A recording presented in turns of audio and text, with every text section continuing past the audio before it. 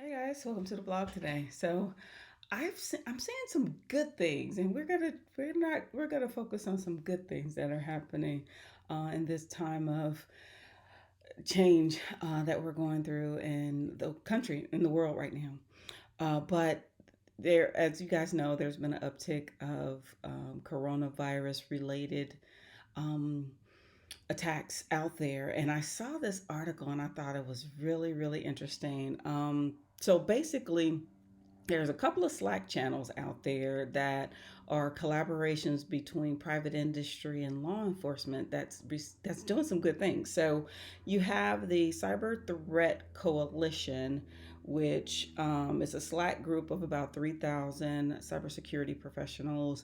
And then you have another group called the CTI League, and they're we'll get into the differences between them in a few minutes, but basically what I found was really fascinating is that now you have organizations like the FBI, Secret Service, DHS, the National Guard, a New York City Cyber Command here just in the States. But this is a worldwide Slack group, two groups, I'm sorry, that are fighting some of the coronavirus fraud that's going on right now. I think that the Cyber Threat Coalition, their main focus is to create a blacklist of domains that appear to be used by attackers, criminals, as traps or scams from for coronavirus, right? And so related coronavirus related fraud, and it's updated every few minutes, and you get access to those. You'll see those domains, and they get investigated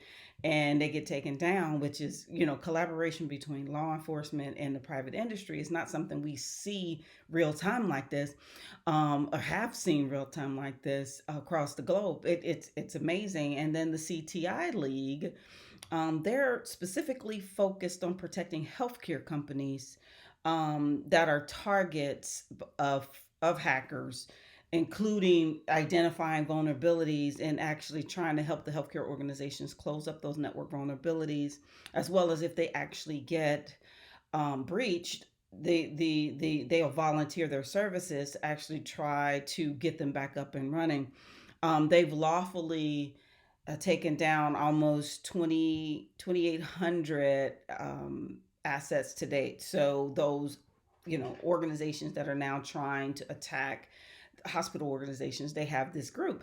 And so, former working for the FBI, even in private industry, the collaboration between law enforcement and the private industry is not something that happens often and happens very well. And so to see that now during this pandemic everybody's coming together, it's a wonderful thing to see, and I'm hopeful that it will continue afterwards, because from my purview, from being in the FBI or whatever, you had the Internet Fraud Complaint Center, and that's where we sent organizations that had potentially been victims of fraud.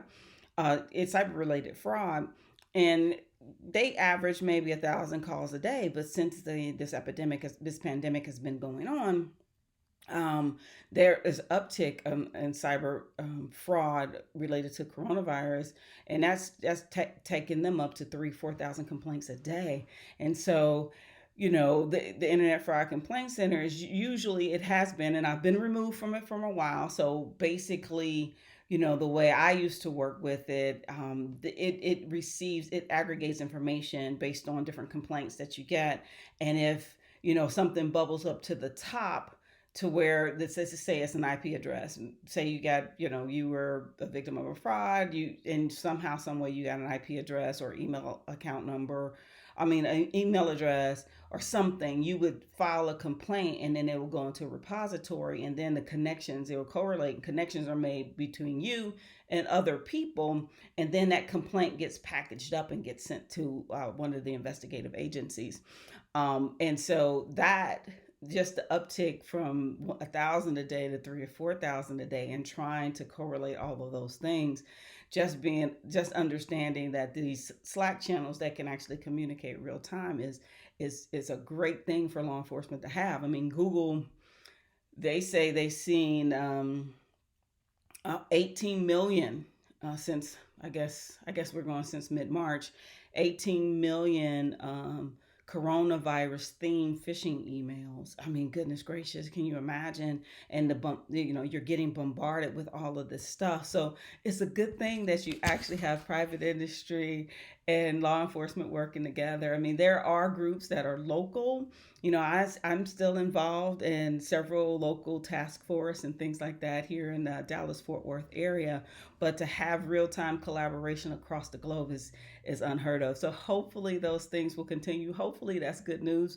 If you are a cyber defender in a corporation environment, enterprise requirement, I don't know. I haven't tried to become a part of these Slack channels yet. They do vet their actual members to make sure you are who you say you are. And I mean, they vet them to the point that you're communicating with people in these Slack channels and they're identified by their real name and their agency they work for, or the person or the entity that they work for, the organization or corporation. So I would say, for your large corporations, why, try to get involved in those channels, just to see if you just to get that intel. That threat intelligence is there. If you're getting a blacklist of domains, you can push those out easily, or hopefully easily, into your network infrastructure, so you can defend the network based on those IP addresses that you're getting and everything like that. So go out there, and if you're out there, try to get involved with these Slack channels and see what's going on, and hopefully we can continue to battle this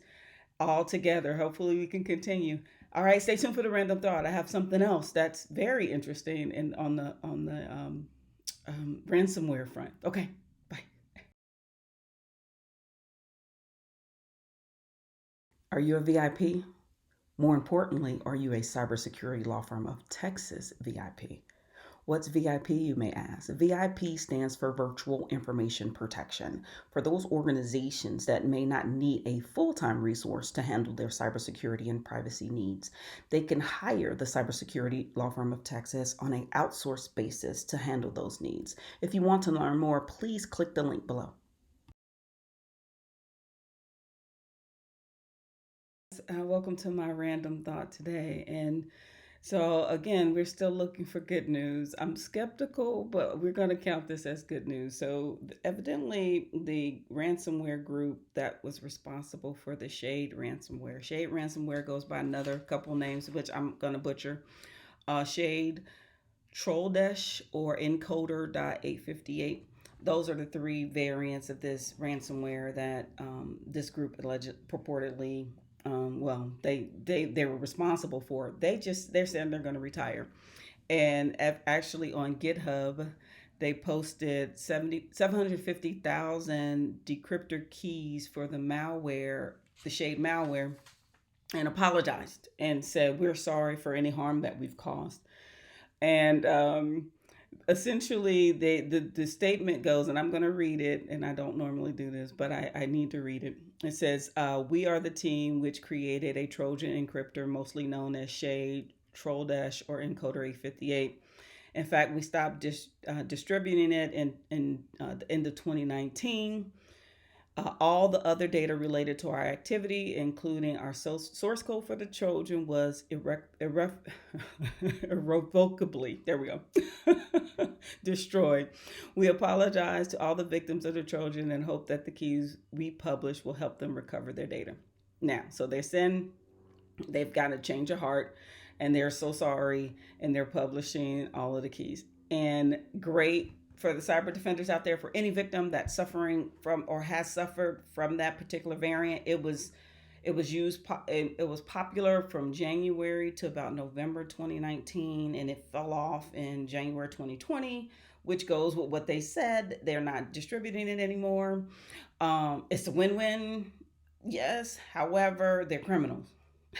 and, and as a former law enforcement officer, there's only, if they don't get caught, what's the motivation, right? And so I'm skeptical as an attorney as well, and as a law enforcement officer, the sudden distribution of all those keys and saying they're sorry, and they're folding up shop.